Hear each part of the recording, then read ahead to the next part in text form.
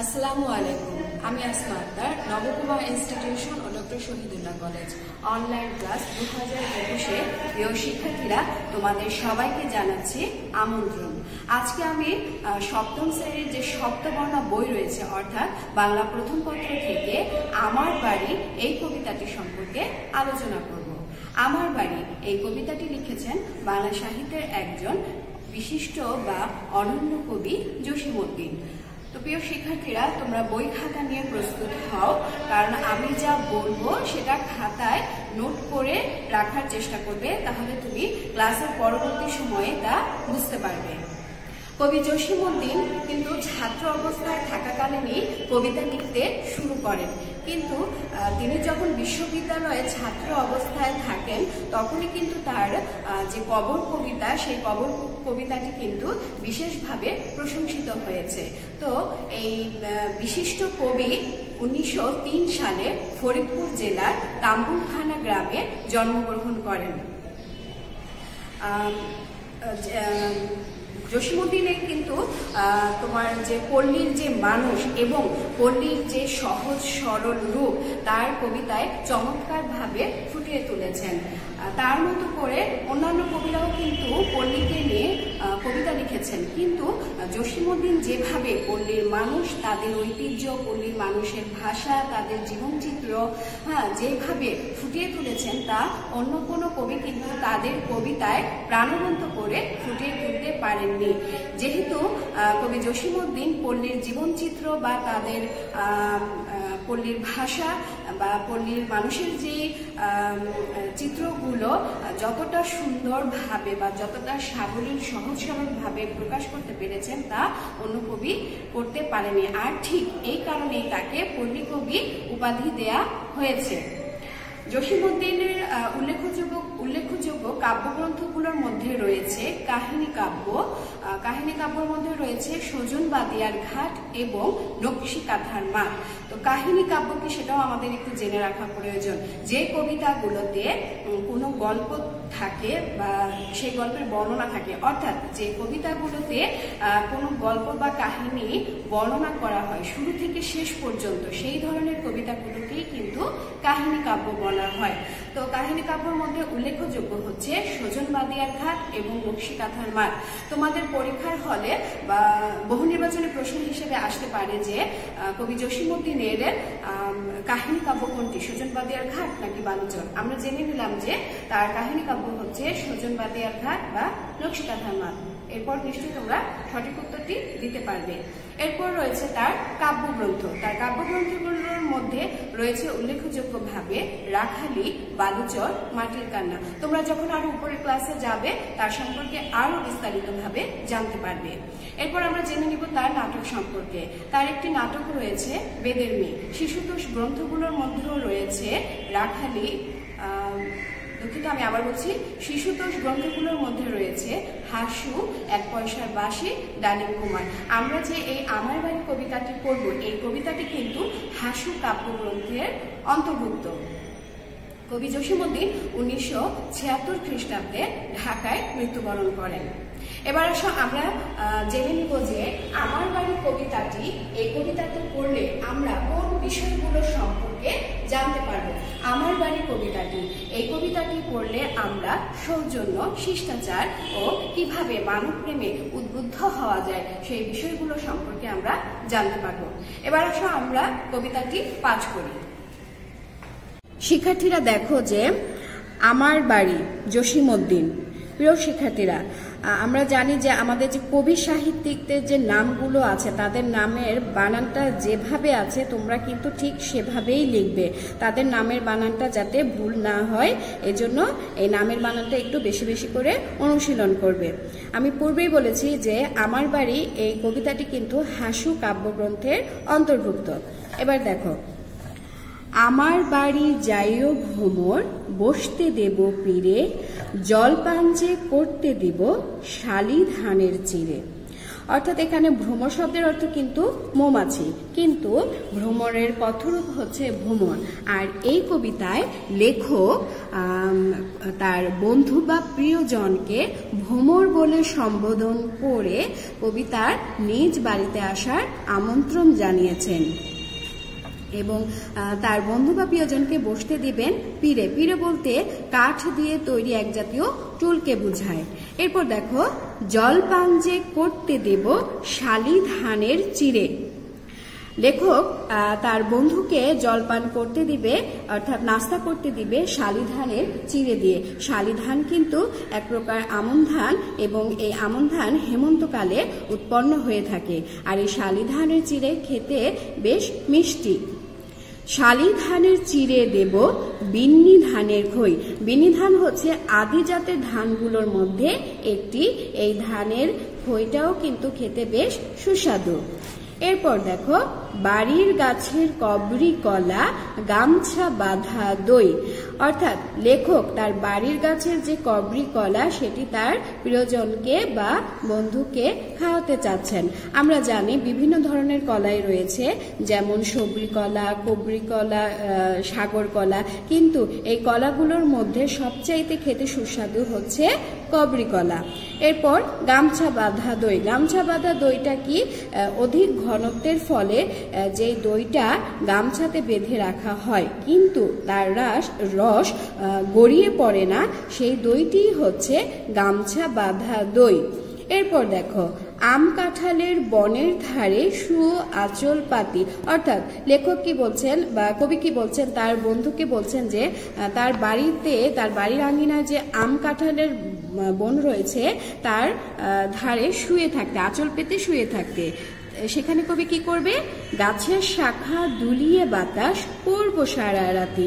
সেখানে কবি তাকে সারা রাত বাতাস করবে কি দিয়ে? গাছের শাখা দিয়ে। তোমরা দেখো, এই যে পৃষ্ঠা 71, এখানে কিন্তু খুব চমৎকার একটি চিত্র দেয়া আছে, আমরা দেখতে পাচ্ছি। এখানে কি আছে? কলা গাছ আছে, কাঁঠাল গাছ আছে, আম গাছ আছে। খুব চমৎকার একটি চিত্র এখানে রয়েছে। প্রিয় শিক্ষার্থীরা, আমরা কিন্তু জানি যে বাঙালিরা কিন্তু অতিথি পরায়ণ। অতিথি আপ্যায়নে তাদের একটি সুখ্যাতি বা ঐতিহ্য রয়েছে বা সুনাম রয়েছে।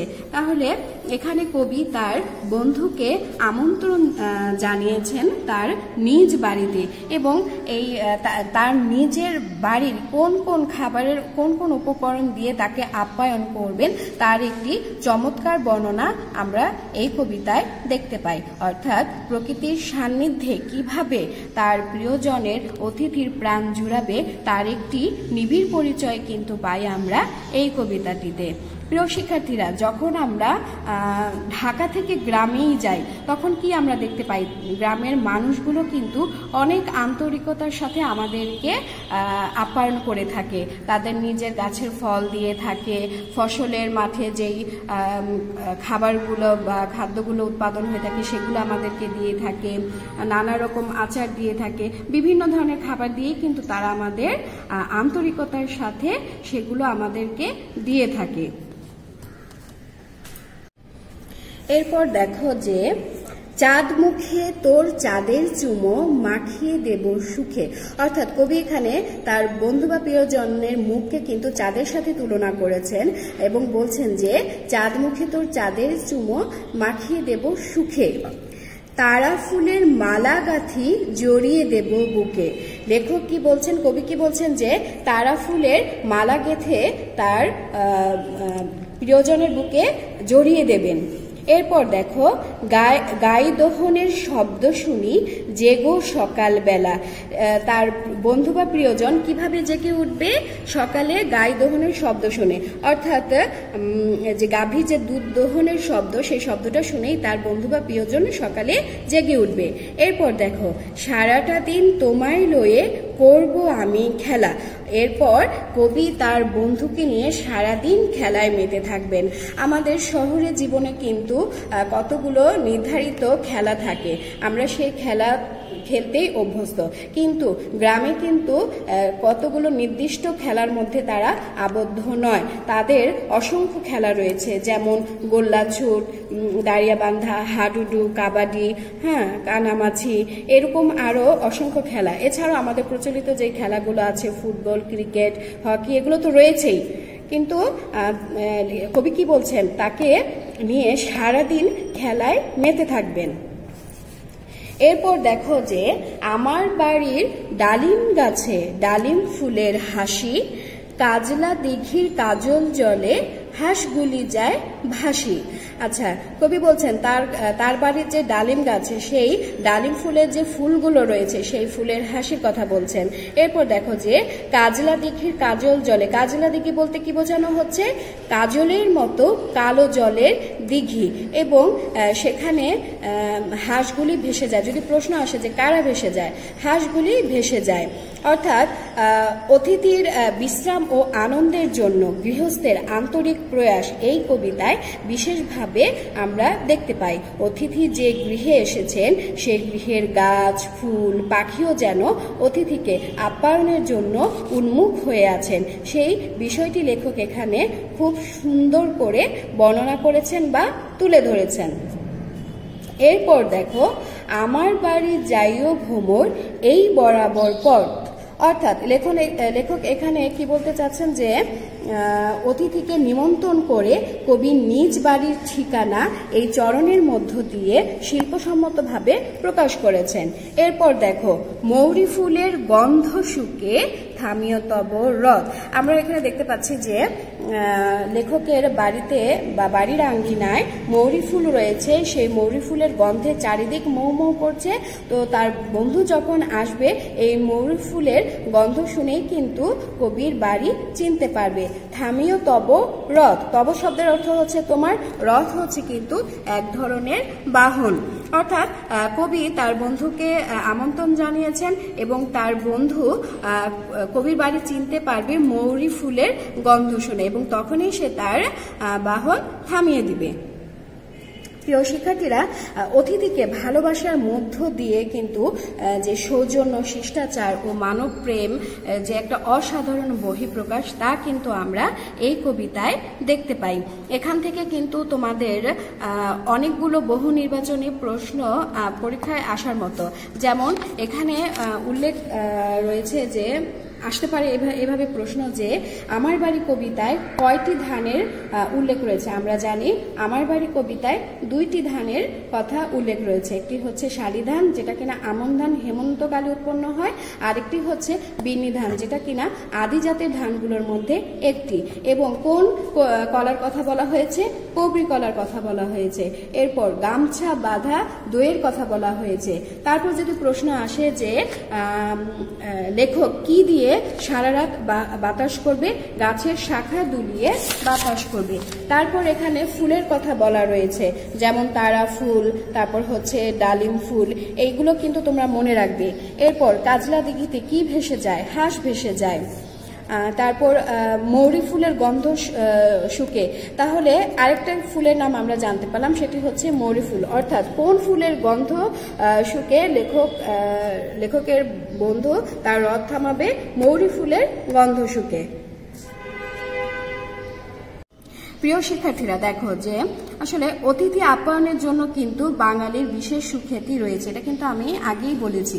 এরপর দেখো যে প্রিয়জন, বন্ধু বান্ধব, আত্মীয় স্বজনকে নিজ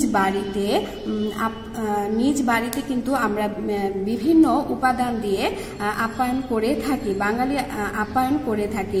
কবিও কিন্তু তার অতিথিকে গ্রাম বাংলার যে মুখরোচক খাবার রয়েছে সেই খাবারগুলো দিয়ে আপ্যায়ন করার কথা বলেছেন। তার এই খাবারের তালিকায় রয়েছে শালি ধানের চিড়ে, বিন্নি ধানের ঘই, কবরি কলা, গামছা বাঁধা দই, এবং প্রকৃতির সান্নিধ্যে কিভাবে তার বন্ধুর প্রাণ জুড়াবে সেই বিষয়গুলো কিন্তু খুব সুন্দরভাবে লেখক বা কবি জসীমউদ্দিন এখানে তুলে ধরেছেন। প্রিয় শিক্ষার্থীরা, আজকের মতো এ পর্যন্তই। তোমাদের জন্য বাড়ির কাজ হচ্ছে তোমরা এই কবিতাটি সর্বপ্রথম বারবার রিডিং করবে, যেই বিষয়গুলো গুরুত্বপূর্ণ সেগুলো তোমরা খাতায় নোট করে রাখবে। তারপর দেখো এখানে পৃষ্ঠা 73, এখানে তোমাদের যে শব্দার্থ, পাঠের উদ্দেশ্য, পাঠ পরিচিতি, কবি পরিচিতি রয়েছে সেগুলো তোমরা একটু পড়ে নেবে। এরপর দেখো পৃষ্ঠা 74, এইখানেও কিন্তু যে বহু নির্বাচনী প্রশ্ন দেয়া আছে। তোমরা যদি কবিতাটি খুব ভালোভাবে পড়ো তাহলে এই উত্তরগুলো তোমরা সহজেই দিতে পারবে। এরপর দেখো পৃষ্ঠা 75, এখানেও একটি সৃজনশীল প্রশ্ন রয়েছে। এটি তোমরা বাসায় বারবার করে অনুশীলন করবে। প্রিয় শিক্ষার্থীরা, আজকের মতো এই পর্যন্তই। আগামী ক্লাসে দেখা হবে। আসসালামু আলাইকুম।